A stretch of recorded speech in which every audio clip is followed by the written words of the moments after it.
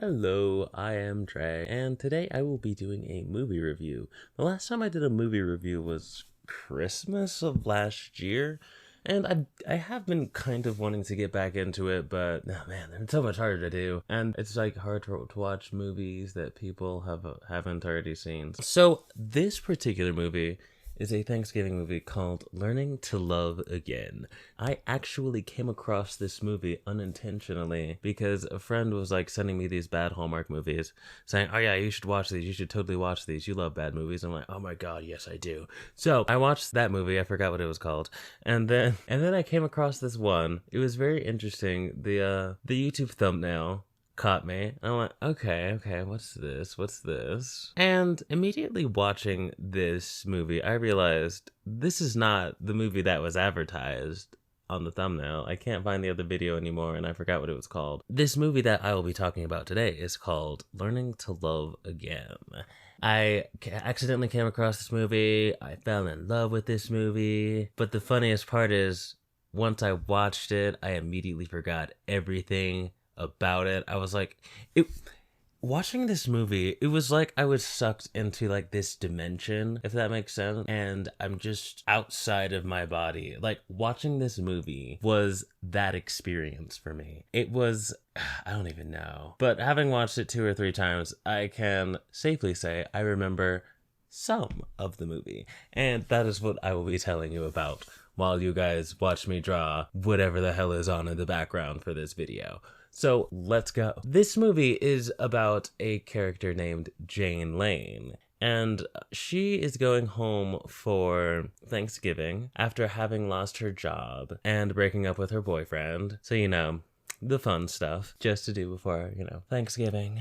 And the movie opens up with her in a blanket fort, which is like one of the best things. She's having a conversation with her friend named Daria, who is consoling her. And Daria's just like, yeah, no, like, go there for Thanksgiving. It'll be great. Your family is great. And then Jane's like, oh yeah, but my brother, he's a total asshole. She's like, yeah, but he's always been an asshole. It's like, yeah, it's something that you gotta deal with. She's like, yeah, you know what, you're right. Jane goes to Hope Junction for Thanksgiving, and on the trip there, it's dark, right? And she runs into our love interest, who is like the whitest white man. Like, he's so white, you guys. Like, the whitest person I've ever seen. He's like, what did Curtis Connor call that guy? Mr. Mayonnaise. Yeah, he's that guy. He is the whitest white man that you will ever see. Whiter than a ghost that's eating a mayonnaise sandwich on white Wonder Bread. It is, he's that white, and also just my type. I'm like, when I first saw this movie, I was not expecting the love interest to look like this. I was expecting tall, dark, and handsome. And here we have nerdy, white, and handsome. Immediately, the chemistry between these two is basically this super awkwardness. And watching it, it's just like, wow, this is exactly what the movie wants. The movie wants this awkwardness, and that's why it's working. At least it's working for me. It was working for me. He's stuck on the side of the road. She immediately drives like right past him. She's like, yeah, no, I'm not getting killed today. Sucks to suck, bro. And then like her conscience kicks in, and she's like, all right. And so she turns the car around, and then she like pulls up again, and she like peeks out her window, and she's like, I have mace, buddy. And he's like, okay, I need a phone so I can call like roadside assistance and stuff. I was going to Hopewell Junction. And she's like, oh, that's where I'm going too. He's like, oh, okay. And it's just like this long awkward pause. It's beautiful. I loved it. I loved every second of it. And she's like, do you need a phone? He's like, yeah, mine died. She's like, all right, here's my phone. She like pulls out the mace, points it at him. She's like, Vinny funny business. So then like he calls her, and he calls roadside assistance. Like, oh, great. They're going to be here tomorrow morning. I'm like, can relate. I can relate to that. Roadside assistance can be a tad slow. So he's like, oh, well, we're going to the same place, right? And then she's like, yeah, I guess we are. And then there's like this awkward pause again. And it's just like, do you want to ride to Hope Junction? He's like, yes, please. And so he gets his suitcase, and then they go to Hope Junction. They check into the hotel because this is a Hallmark movie. They, funnily enough, are in like rooms that are right next to each other, which, you know, coincidence. I think not. But they're next to each other. And then the next morning, Jane's family. So basically, what happens is Jane has told her parents that she was coming in the day after. So she showed up a night early because she didn't want to stay with her parents because her brother was going to be there. Her brother is not named Trent, which frustrates me. So Jane shows up for breakfast the next morning and it's like, oh yeah, hey, I got in, I beat traffic and whatnot. And we are introduced to her parents, who are married, as you know, as they are. I don't know why I made that so awkward. But then we meet her brother, who is gay, but he's not gay, but he is. Like, the actor playing him is, but the character isn't. But the actor is more flamboyant, so it's like basically his first line is bonjour, and we won't even see him. And I'm like, oh, okay, so like the brother's gay. Okay, yeah, Daria. The show is all about, you know, like being progressive and whatnot. It's like I can get behind that, but no. So the brother is marrying like this model, super model, blonde woman who can't cook, and they discuss that. They're like, oh, you're getting married. Oh, that's great. You know, the whole passive-aggressive sibling rivalry thing. While they're talking about this cook-off, which is kind of like, you know, how these movies always go. There's always like a cook-off or something. And Jane doesn't have a date because she broke up with her boyfriend, and her brother's basically teasing her about that because, you know, he's his brother. She lies and says that she has one, and presumably she's going to ask the guy who she picked up the night previously. She does not know who he is, but they're in close proximity with each other. You know, their hotel rooms are like right next to each other. And he is a man, and I guess that is the only criteria. Now, I didn't mention this earlier, but the two's chemistry is rather, well, it's my brand of humor, I should say. It's very awkward. It's very dad jokey. I am terrible at telling dad jokes, but I love a good dad joke because dad jokes are the superior brand of joke. Anybody who says that is just a hater. They're haters. You're a hater if you don't like dad jokes. So to like sort of quell on this sibling rivalry thing, their mom sent them out to get groceries or ingredients for this cookout that they're going to be doing later. And while there, they do the whole sibling rivalry thing because of course they do. And Greg, the brother, runs into Chris, the love interest. I didn't mention that earlier. And it turns out they're like old friends or whatever. And it was this moment that I'm just like, how don't you remember your brother's like best friend who used to torment you? But then again, it was heavily implied that Jane had moved like as soon as she could. The first chance she got, she was gone. She was like, I'm gone. And then, well, yeah. So like I guess he changed and then looks, I don't know anybody that changes that much. Okay. So I watched this movie with my brother, and this scene that happens next, because the brother invites Chris to a dinner party that they're having. That's not Thanksgiving, but it's just dinner. It's like a family get together, only close friends. And Jane is preparing like lettuce. She's cutting up lettuce, right? So the mom's like, oh yeah, your brother ran into one of his old friends from college. You remember Chris, don't you? Unbeknownst to her, Chris was the guy that she is, you know, in the room next to in the hotel. So she's cutting the vegetables, right? She's cutting them. And the mom mentions Chris. And then like just suddenly she's like, and then like her cutting gets just like very angry, more intense. It's a very funny scene. I recommend this one. But funny enough, this was one of the scenes that I forgot. There's a scene later on that I just could not forget because I loved it. So continuing on at the dinner party, the sister is reintroduced to Chris and realizes, oh shit, this is the guy that I gave a ride to. And she says, oh, something like, oh, I can't believe I gave a ride to, I forgot. But they were doing something.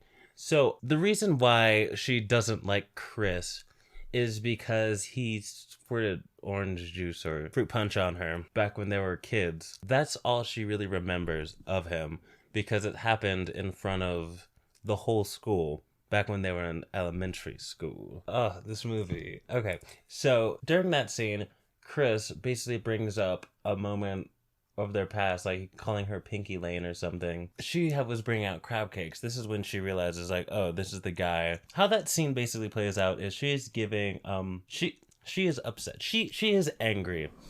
So she's bringing out crab cakes, and then she's just like, oh, you guys don't. She gives everybody a crab cake except for him, and he's like, oh yeah, I'm gonna put these right here, and she basically puts it on the table, but doesn't hand them out to him, to show. And this scene is like played very uncomfortably. And I appreciate this scene because I love a scene like this, even though I completely forgot that it existed. So that happens, and they kind of established that those two are going together as the cooking couple, and so they go shopping the next day, and they run into the fiance of the gay brother, and she's like, oh, I hope you guys are coming to brunch, and they're like, what? And she's like, oh, of course you guys are coming to brunch, this will be great, we're like, well, everything and everything. They get all that done. She calls Daria for moral support. Again, Daria's a good friend. Back at the hotel, they're using the hotel kitchen, which I didn't know that you could do. Like, I didn't know that most hotels... Well, then again, this is a small town, so I guess they would allow the guests to use the kitchen in that sort of way. I feel like that doesn't make sense, but they're using that kitchen to, practice cooking. And then they have the cliche romantic moments that happen in those instances. Oh, that's right. Okay. So they're baking a pie for the brunch. And what ends up happening is they have like that weird romantic scene.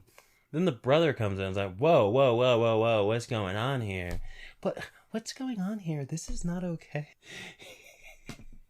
He didn't say that. He's like, what's your angle here? He asks as he pulls Jane aside. And like, what? There's no angle. There's nothing going on here. Nothing going on between the two of us. She's like, okay. And then cut to brunch. And then they take the pie, and she doesn't have it covered. So like, the drive there, as well as like taking it inside, like this pie has been uncovered. I'm just like, but I'm not gonna say it. I'm not going to say it. But the pie was not covered the entirety of the time. Presumably from when it was made to the entirety of the transport. It was not covered. That's not okay. That is not... People are going to be... So at the brunch, they do brunch things. And everyone's having the quiche. Like, oh yeah, this quiche is amazing. This quiche is delicious. Oh, that's the quiche that the fiance made. Oh, everybody has food poisoning now.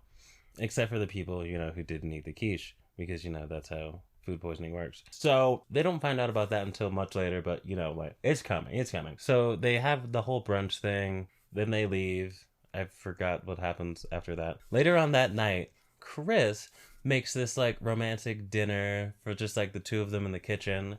And, what do you call her? Concierge? The concierge of the hotel that they're in is like, oh yeah, here, we've been waiting for you. Come. And they take her to the kitchen where Chris has made this romantic dinner.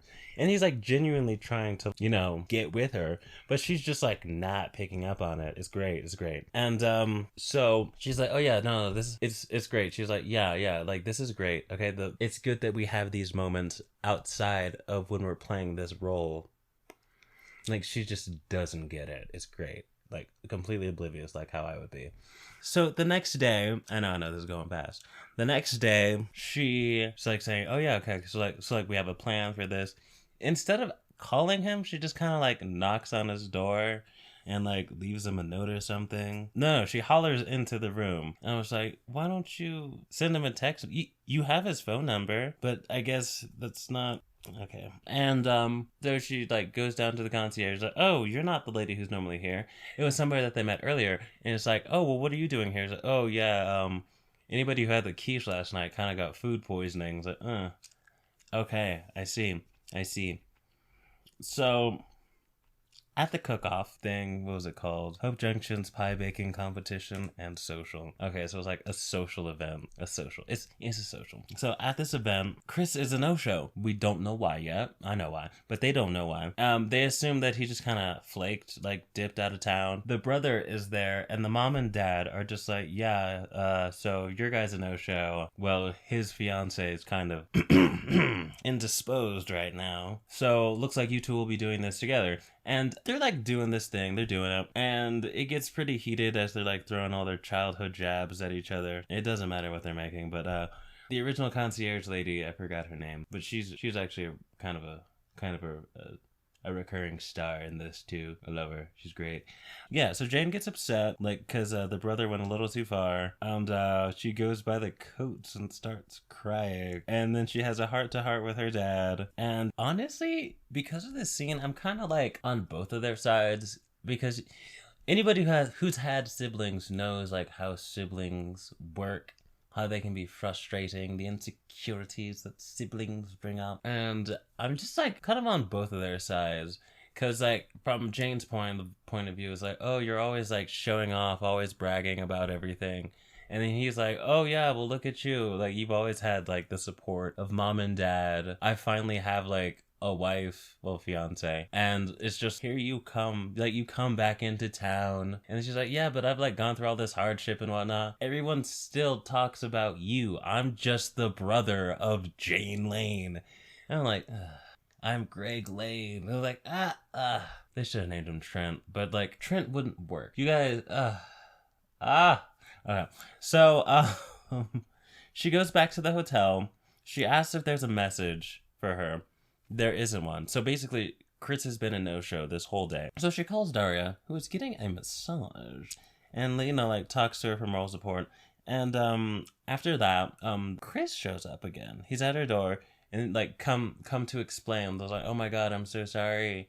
I was at this thing. And she's like, the scene that I remember. I love this scene.